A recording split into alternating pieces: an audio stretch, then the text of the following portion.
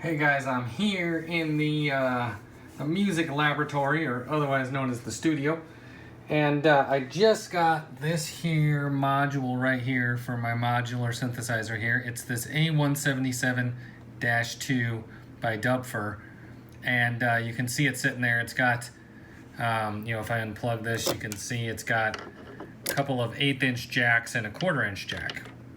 Okay. And these 1/4 inchers that I have plugged in here, I've used these before in some of my videos. These are just current testers. And then what's plugged into the other end of these, if you look here, I've got an expression pedal and a dampener pedal from a keyboard.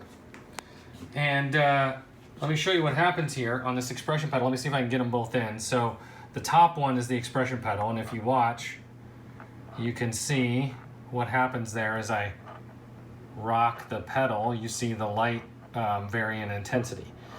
Now this particular pedal, this Roland EV-5, has a trim pot on the side that allows you to set the floor, if you will. So if you see that, if I turn the trim pot, you can see how it gets just a little bit of light for the floor, and then of course this ends the ceiling. So it allows you to kind of fine tune it a little bit, which is nice. Some of them have that, some of them do not. But that's basically what that side does. Now this side over here that's hooked to the dampener, so change my angle a little bit. That's probably going to be hard. I might have to do this. You can see. Okay, there we go. I apologize for the shaky camera, but this is hard to do. Anyway, so if I push down on this, you can see, see what's going to happen there? If I push down on this, you can see it lights for a gate signal. So as long as you hold it down, that goes high. That's kind of funny. And then, as soon as you release it, then obviously the gate drops. Now, one thing that's interesting about this particular pedal, this is an M gear pedal. It has this polarity switch on the bottom. So if I change this polarity switch, I think you already know what's going to happen here. But if I change the polarity switch, now you see the pedal's up and the gate is high. And if I push it down, the gate will go low. So, you can use it either way if you have a polarized pedal. I did try a couple different dampener pedals, and I did also try a couple different expression pedals that I have, and they all seem to work the same way. Now I should note that this particular module is actually designed for the double dampener, and that's why it has 2 outputs. So right now there's no signal coming here. If I plug this in here and I go back to the pedal and I realize it's out of the frame, but if I hit the pedal, you see no signal at all. If I move it to this one, then of course we get signal. Oh, I've still got it reversed, my bad. Let me flip that back over. Sorry for all the messing around here. Okay, and so if I click that, you can see again, when I push it down, the gate goes high. So if I may get a dual dampener just to try it out, but if you had a dual dampener pedal, you could send two gate signals, 2 different gate signals, one for each dampener. On this side over here, it just mirrors the voltage at both of these outputs. So again, if I tweak this, you can see, voila, it doesn't matter which one you're plugged into. So that's kind of neat. It allows you to put foot control into the modular synthesizer, but I had a thought. You can see I kind of patched something up here. Hey, can I turn this here modular synthesizer into a pedal board for my guitar? Let's try it. Okay, so let me just explain the patch real quick before we do a sound sample. We got the guitar up here, the cable comes out of the guitar. It goes into the Pittsburgh InOut here, which is simply an input level booster. From that, you follow the pink cable, it goes around here into the Noise Phonogene, which is essentially a tape looper. And then the signal comes out from there and goes into this Doepfer filter, which a filter is basically what a wah pedal is based on. And then the signal comes out, this pink cable, and it goes down here into my Chronoblob delay. And then it goes out to the mixer here. So we've got guitar signal into a tape looper, into a filter, into a delay, and out to the mixer.